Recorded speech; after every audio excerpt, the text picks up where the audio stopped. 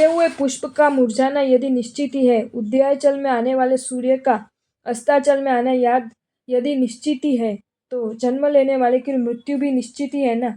तो फिर क्यों जीवन को बचाए रखने की उत्साह पटक। प्रेमल, सुबह खुलने वाला और खिलने वाला पुष्प शाम होते मुरझा जाता है, ये बात सत्य है। पर बीच के समयांतराल में खुशबू प्रदान करने के द्वारा कितने सारे लोगों के चेहरे पर वो मुस्कुराहट फैला देता है, इस बात पर तुमने गौर तो किया ही होगा ना। प्रातः काल में किरणें बिखरने वाला सूरज शाम होते ही अपने प्रकाश प्रदान की दुकान बंद कर लेता है, ये बात सत्य है। परंतु बीच के समयांतराल में पूरे विश्व में प्रकाश फैलाते रहकर विश्व पर कितने सारे उपकार कर देता है, ये बात तुम्हें ज्ञात तो है ही ना। हिमालय में प्रकट होने वाली गंगोत्री समय आने पर सागर में विलीन हो जाती है, ये बात सत्य है। परंतु बीच के समयांतराल में कितने सारे तृषातुरों की प्यास छिपा देने का मंगल कार्य वह करती रहती है, इस बात की तुम्हें जानकारी तो है ही। संक्षेप में, सुवास प्रदान पुष्प का, प्रकाश प्रदान सूरज का और जल प्रदान गंगा का यदि तुम्हारे स्मृति पथ में होते तो ये प्रश्न पूछने की तुमने हिम्मत न की होती कि जन्म लेने वाले की मौत यदि निश्चित है तो जीवन को टिकाए रखने की उठापटक करते रहने की आवश्यकता क्या है। प्रेमल, नदी सागर में विलीन होकर अस्तित्व खो बैठे, इसके पहले समझदार किसान जैसे नदी के मीठे जल का सदुपयोग कर लेता है, वैसे मृत्यु के महासागर में विलीन होकर ये जीवन समाप्त हो जाए उसके पूर्व तुम इस जीवन को ही हो सके उतना सदुपयोग कर लेना वैसा है। तुम वास्तव में ये जानते हो भला कि तुम अपने जीवन को किन किन क्षेत्र में कैसा कैसा सदुपयोग कर सकते हो।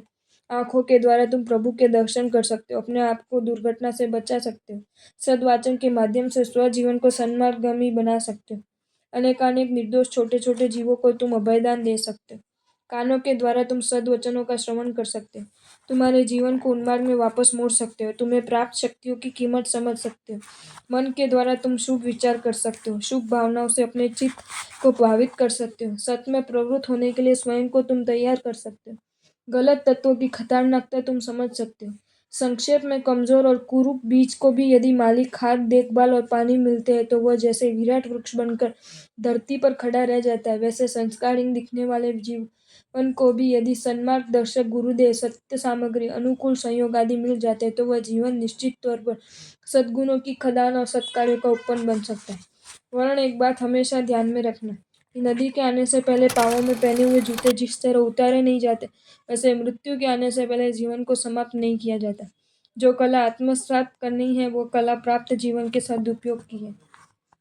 समझ में तो मुझे ये नहीं आ रहा कि डिग्री प्राप्त करने वाले तुम ऐसे अशोभनीय विचार के शिकार कैसे बन गए हो। तुम्हारे पास आज सशक्त शरीर है, आर्थिक स्थिति तुम्हारी अच्छी है, तुम्हारे पास मित्र वर्ग विस्तृत है, मन को हताशा की गर्त में लुढ़क दे ऐसी कोई कटु परिस्थिति तुम्हारे जीवन में आई नहीं है, और इसके बावजूद तुम अपनी शव यात्रा के विषय में इतना अधीर बन गए हो। इसके पीछे कारण क्या है। मुझे ऐसा महसूस होता है कि तुम्हारी शिक्षा ने ही शायद तुम्हें ऐसे निकृष्टतम विचार का शिकार बना दिया। हिंदुस्तान में केरला एक ऐसा राज्य है जहाँ साक्षरता का प्रमाण 100% है, और उस राज्य में रोजाना एक शिक्षित युवक आत्महत्या कर रहा है। आत्महत्या कैसे करनी, इसका दिशा सूचन करने वाली आज तकरीबन 1.5 लाख वेबसाइट है, और उस वेबसाइट पर जाने वाले अधिकतर 25 से 35 वर्ष के युवक युवतियां। कुछ वर्ष पूर्व मुंबई में भिन्न भिन्न अस्पतालों में सीनियर डॉक्टर्स के तहत काम करने वाले 1000 जूनियर डॉक्टर्स में से 27 पुरुष डॉक्टर और 32 महिला डॉक्टर्स आत्महत्या करके अपने जीवन समाप्त कर चुके हैं। एक बात की तुम्हें जानकारी प्राप्त करनी हो तो कर लेना, अमीर और शिक्षित लोग मुस्कुराना प्राय भूल ही गए। स्वामी अरबों की संपत्ति के पर चेहरे की मुस्कुराहट गायब, डिग्री अभिभूत कर दे ऐसी पर मुख पर का हास्य गायब। अपने आप को इस कदर वे भारी भरकम बना चुके हैं कि वे कहीं खड़े नहीं हो पाते और किसी से भी खड़े नहीं हो पाते। क्या कहूँ तुम्हें, बहुत पढ़े लिखे व्यापार के समीकरण को सुलझाने में तो सफल हो रहे, चालबाजी के समीकरण को सुलझाने में भी सफल हो रहे, बैंक बैलेंस को तगड़ा करने के समीकरण को सुलझाने में तो सफल हो रहे, दूसरों पर रोक कैसे जमाए जाए इसके समीकरण को सुलझाने भी 100 में से 100 क्रमांक प्राप्त करे, परंतु जिंदगी के समीकरण को सुलझाने में वे सर्वथा विफल सिद्ध हो रहे। सदाबहार खुश रहने की उक्तियों को समझने में वे सर्वथा हीन सिद्ध हो रहे। परेशानियों की भरमार के बीच की तो बात छोड़ो, किंतु अनुकूलताओं की भरमार के बीच भी चेहरे पर मुस्कुराहट बनाए रखने में वे असफल हो रहे। प्रेमल, ऐसे प्रसन्नता के क्षेत्र में दिवाला निकालने वाले और स्मित के क्षेत्र में दरिद्रता प्रदर्शित करने वाले इंसानों में तुम अपने आप को शुमार करना चाहते हो तो मुझे तुमसे इतना ही कहना है कि ऐसे निराशावादियों में से तुम जल्दी बाहर निकल जाओ। जिंदगी तुम्हें छोड़ दे उसके पूर्व तुमसे हो सके उतना प्यार तुम जिंदगी से करते जाओ तथा उस प्यारी जिंदगी से प्राप्त हो सके उतने सत्कार्य और सद्गुण प्राप्त करते जाओ। अंतिम बात, जिंदगी मिलना नसीब की बात है, मृत्यु मिलना समय की बात है, किंतु मृत्यु के पश्चात भी अनेक के दिल में जीवित रहना ये तो जीवन में आत्मसात किए हुए सद्गुण और जीवन में किए हुए सत्कार्यों की बात है। चाहता हो तुम जीवन को टिकाने के प्रयास भले ही न करो परंतु जीवन को जमा देने के प्रयास तो करते ही रहो।